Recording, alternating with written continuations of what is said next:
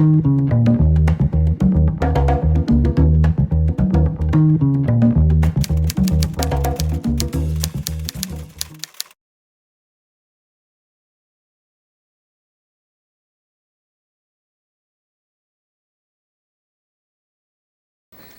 perhaps you can start by, I'll ask you here about what happened tonight. There was a serious fire in Klujc, a 9-story apartment building. It was called in approximately 1 o'clock in the morning.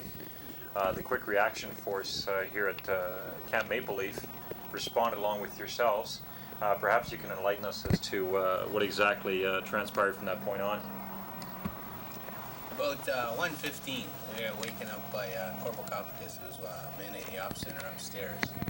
And the OC was awakened and sitting in the ops center, who knew about the fire and wanted us to provide whatever equipment we could that would reach into second, third, and hopefully the 8th story balconies, windows, whatever we could to get the people out. The OC wasn't clear on exactly what had happened at the time. He wasn't sure if there was casualties, any deaths or anything like that, so it was just for us to respond as quick as we could. So when I heard from Corporal Kopicus, I went and woke Sergeant Bradley up, told him to get a couple of pieces of kit ready, the crane, the AEV, and Zettelmeyer. And he did that part. I went up to talk to the OC to find out exactly what the scope of it was, and everything was gravy after that. Came downstairs, we got dressed, and we were on the road. 15 minutes, 20 minutes, something like that. Now, what kind of vehicles did you bring out again? You were saying by crane and the... We have a 22-ton Krupp crane, the AEV. Sergeant Bradley will give you more on the AEV, and then the Zettelmeyer loader. Very big. So. Okay, we deployed with the AEV. It's an armored engineer vehicle. 50 tons, leopard chassis type vehicle that's made for removing obstacles in combat, basically. We deployed, we were there probably 15 minutes after I woke you up. Right. We got there.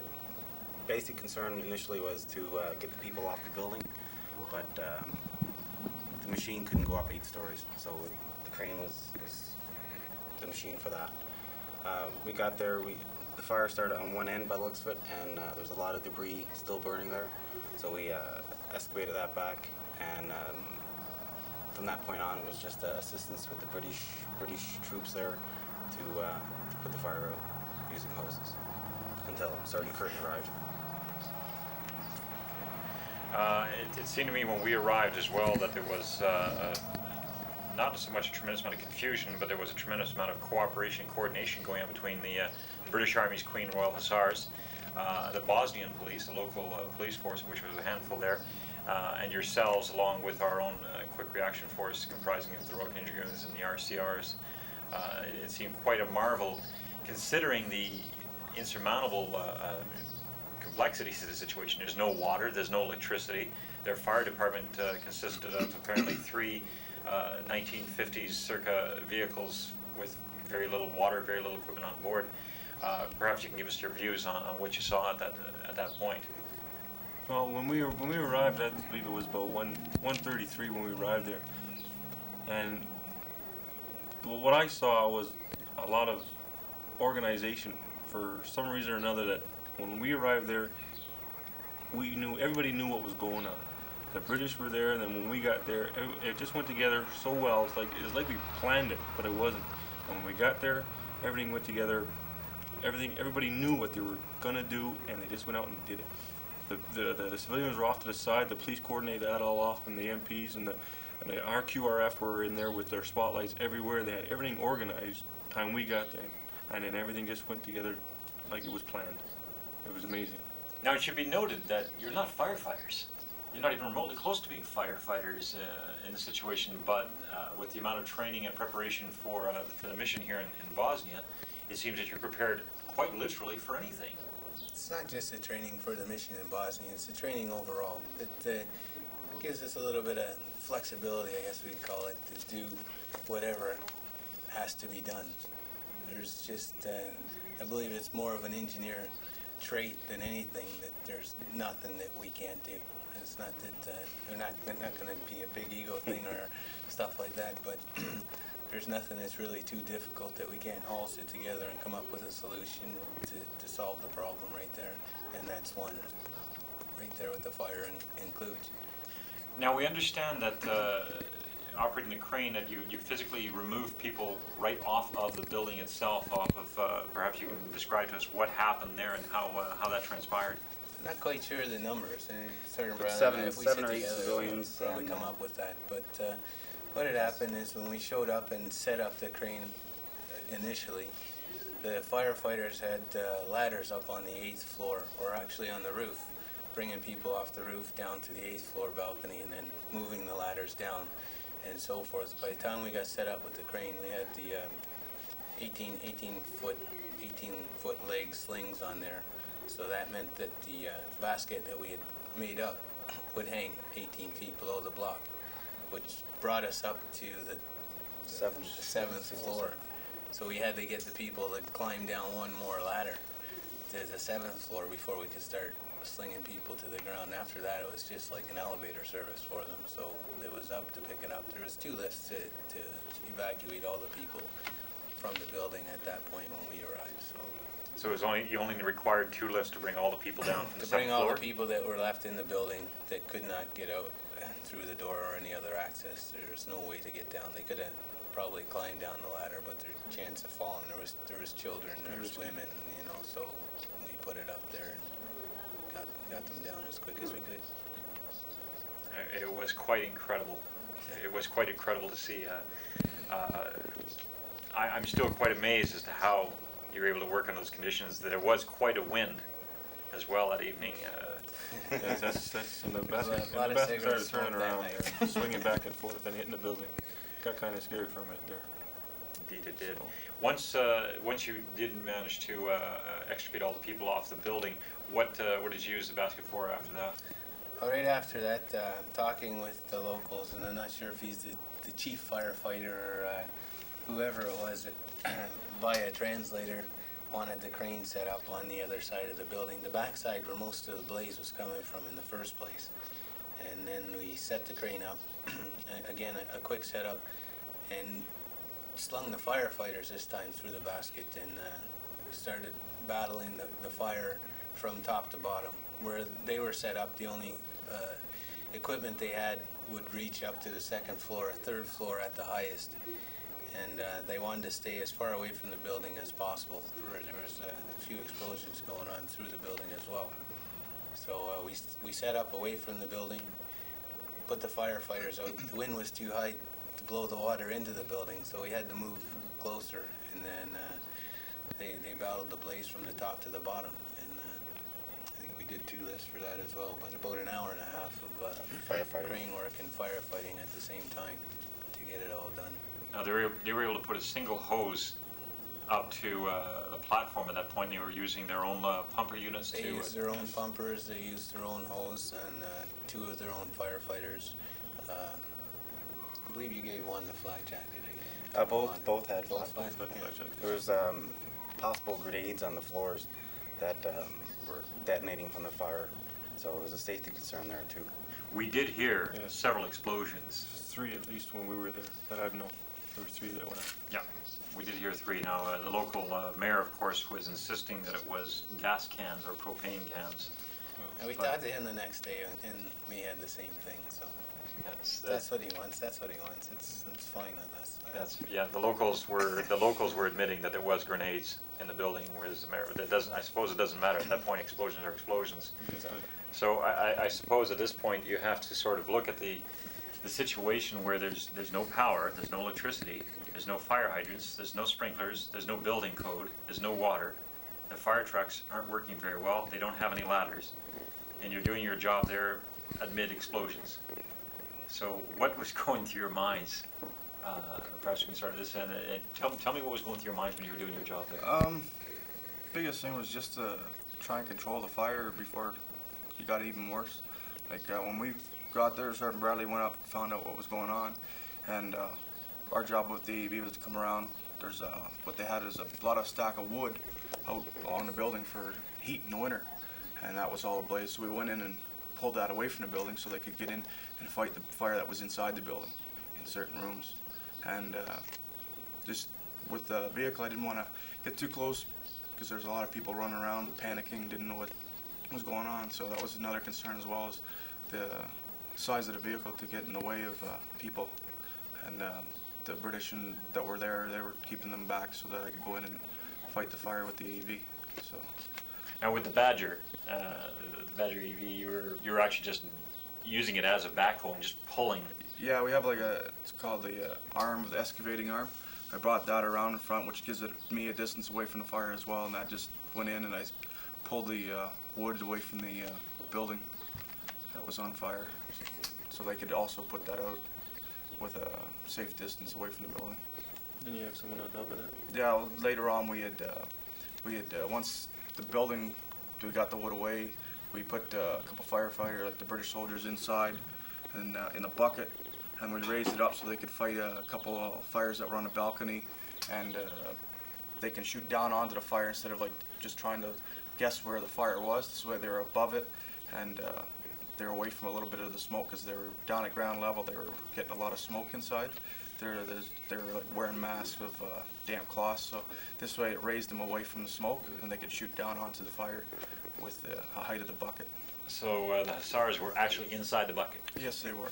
I suppose there was probably a little bit of armor protection at the same Yes, time. that would help too with the threat of the grenades going off and any type of explosion, because they were both crouched right inside the bucket and just have the hose shooting out and as well. Plus I had the lights that excavating lights that were shining, giving them light onto the building and down into the fire. It was good for them too.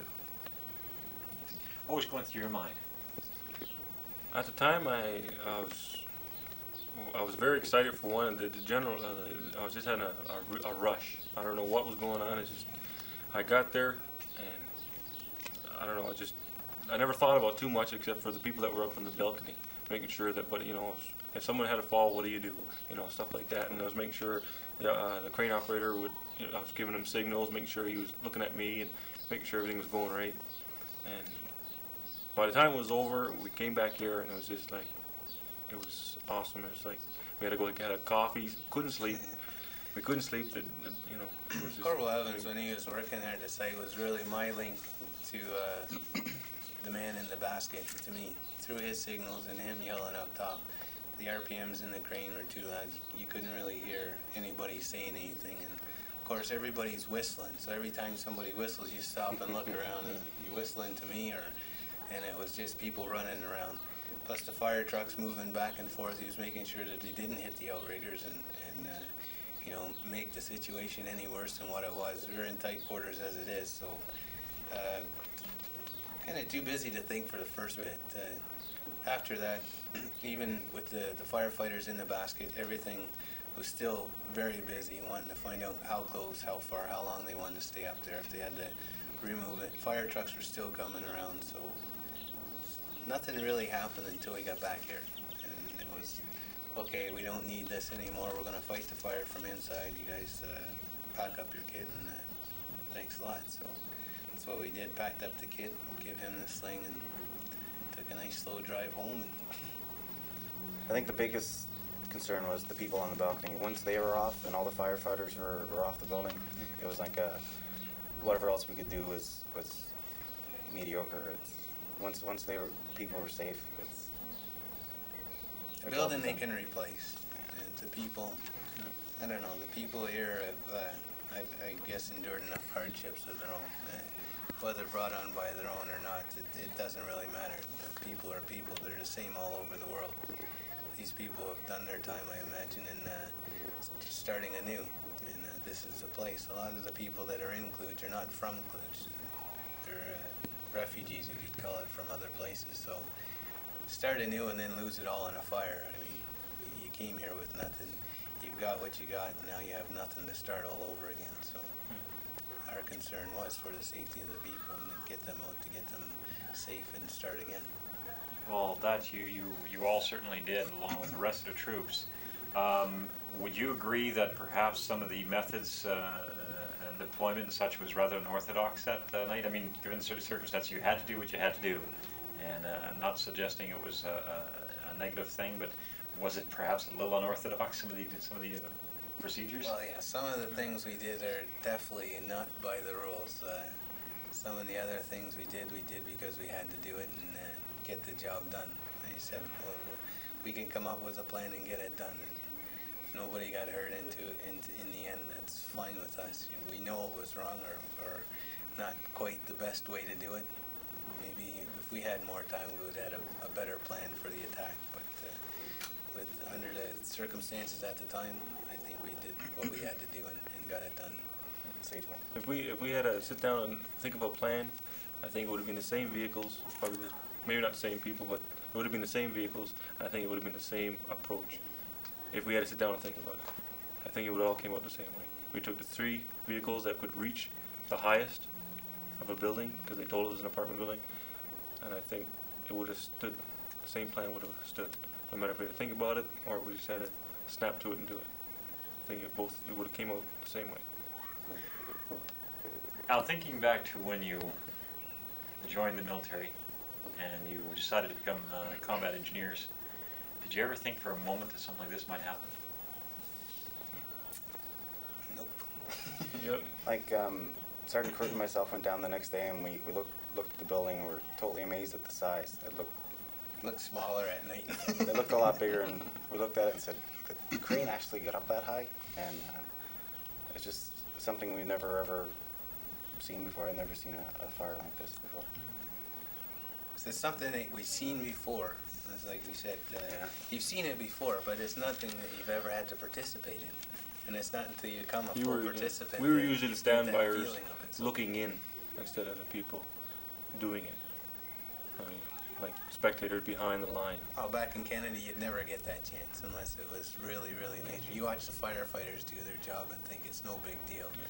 And like I said, everybody has seen a big building on fire before, but until you actually participate in the fire, not setting it, but trying to get it out and make the people safe as you can, that it becomes, I don't know, something, I don't know, we're still talking about it. Well, the old saying there, you know, if it happened to me, can I help people? You know, it'll be a question. If it happens, can I help? Would I be the one to help? And it turned out we could, so that's a good feeling. Yeah, once the people were off the top of the building, it was definitely a lot of relief off the back. Did the most relief when the crane was all folded up. Yeah. How many hours were you folks down there fighting the fire? 3, I believe 3 and a bit, I believe. Yeah, we got down there about 1:30 and we got back here about 4:30, so it was about 3 hours. And the building was still smoldering about 14, 16 hours later. Yes. if I The recollect. fire was under control when we left. They put the main blaze out. The firemen were inside the building at the time we left because they would be able to go in there now with the hoses. As before they couldn't, so. Great. Any other points that you'd like to bring up in regards to this? No, I just it's probably a good chance for you to see IFOR in action type thing, engineers in action anyway. I can't take it all the credit. The engineers, the infantry, and the RCD here, everybody participated fully. When we were pulling out of here, they were bringing mattresses for people if they had to jump or do stuff. Blankets, the first aid, the medics here were immediate on response. As soon as they heard about the fire, they were packing their kit and getting the vehicles ready, and they were gone on site right away. And I don't think anything could have been done by one particular unit themselves as a whole, and as an IFOR element. Everybody came together and did their job equally well. So good job to everybody. I believe like the organization that happened so quickly. Like the medics had their medic stations. There was water for all the workers that were there, all light around. It was just amazing how everybody came together at once for the 4 hours that we were there or whatever, and then it was all gone. It's like everybody left. Now, to go on a slightly different note, you've been here 5 months, very close to 6 months. You're all looking forward to getting to going home. 10 and a wakey. 10 and a wakey. 10 and a wakey. So several of you must have some some interesting points about what you've done here in the past. You've built several bridges, we understand. You've done a tremendous amount of mine clearing. Perhaps you can enlighten us on some of just a handful of tasks that you folks have been involved in. Heavy equipment work here has been non-stop from start to finish. As the OC of the squadron says that all heavy equipment is responsible for all the horizontal construction in pretty well all three camps here. Klujc being, I think, the main Workforce for us. yeah, the main work doing here. We came in here as a carpet factory and full of garbage and animal carcasses and everything all over the place.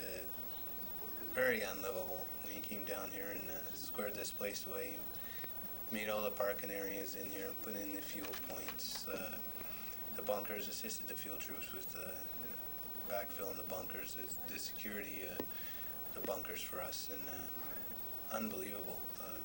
Klujc is another place that we've been up there to do all the work, and Chorlichi's, it's been non-stop. Besides that, we've done